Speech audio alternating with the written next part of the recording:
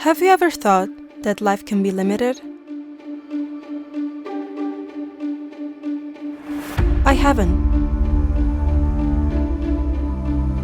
Until the Syrian war knocked on my door.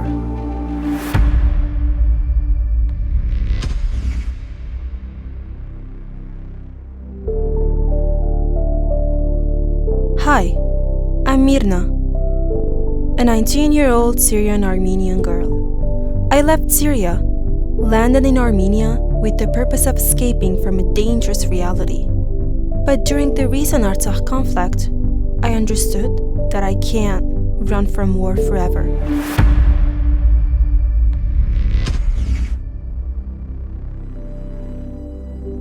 People who suffered from the consequences of the war are everywhere. Instead of escaping once again, I decided to go deep and get to the core of the matter.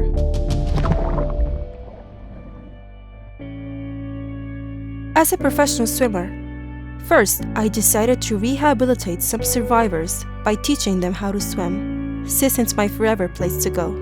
Then I realized that swimming is not exactly what they need.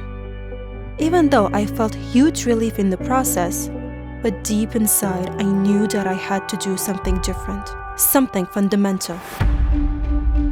I began my research on how can I raise awareness on this issue, and also provide solutions to the problems that are posed on the society as a whole. One of my so-called swimming students, Gevork's story, became a turning point for me. He is a veteran of the recent 2020 Artsakh combat, during which the young man lost his leg. Doctors in Armenia did their best to provide him with a normal life by inserting a titanium implant instead of the missing leg. One important thing should be mentioned. Titanium implants are temporary. The metal installed prevents the bone from growing. And an alternative to this is the following: a new, innovative technological development that provides an opportunity for a beneficiary to function normally, as the material, having a similar consistency of a real bone, has the capability of absorbing, letting the bone grow in its usual manner. Why is it important? Because compared to titanium implants, Biosur, which is in the developing stage in Armenia, gives an instant final result and can be easily and cheaply manufactured through 3D technology. I visited the AIP Tech in Armenia. I got acquainted with different cases, and I saw with my very own eyes that it is possible to bring people back to life and give them hope for a normal and better future. Filled with an extreme amount of hope and motivation, I started my journey of finding out more about those people who are affected by such a physical condition. From children to elderlies, from women to men, these circumstances can affect each and every one of us. Then I faced another question. Is this laboratory enough to cover the needs of all those people?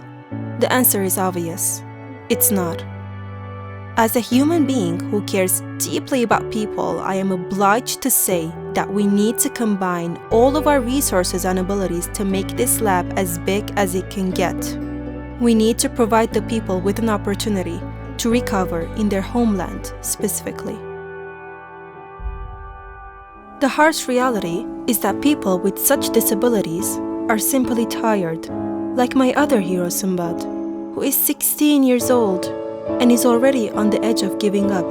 Can you imagine that? A 16-year-old boy whose life is just starting and who does not want to fight anymore, saying it is what it is. These words struck me to the core of my heart. These people don't even know what to concentrate on, to the fact that they are unable to function normally, or the realization that they need to go through the process of constantly raising funds for their needs.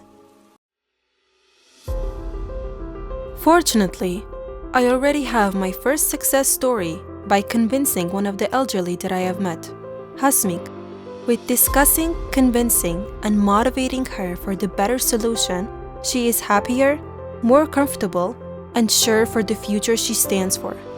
But we need to work on this by continuing to reach people from the regions, developing the lab, and make all this process more available to people. So what about now?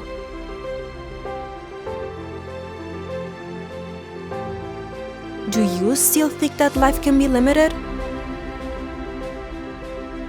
Now I am more confident than ever that life is limitless.